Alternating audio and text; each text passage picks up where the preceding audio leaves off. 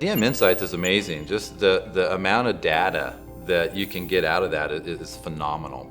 So there was two really specific examples that Insight really helped with us in our practice.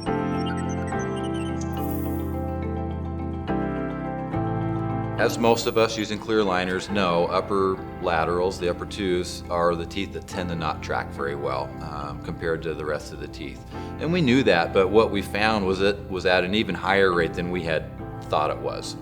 And we saw that almost, I think it was 60% of our no-goes were upper laterals, and that was just unacceptable. So I worked with the aligner technicians on, okay, what can we do differently to address this and make this track better? So we changed it so every single upper lateral gets a specific type of attachment. But the other thing that we did is we slowed the rate of velocity on just the laterals to 50% velocity. All the rest of the teeth we kept at their normal 100% velocity, but we cut the laterals down to 50% velocity just to give them a little bit more time, each aligner, to kind of get along and move better. And we have reduced that no-go on our laterals by 50% compared to where it was.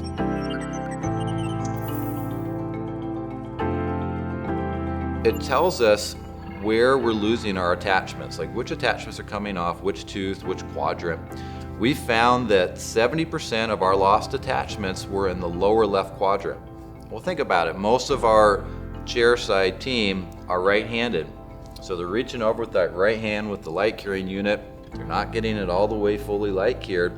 That's why we're losing our lower left attachments at a 70% rate compared to everything else. So that was allowing us to then do some better training with our team. Okay, what is it that we need to do better in our light curing and our securing of the attachment template to make sure that we're more successful in that attachments on that side?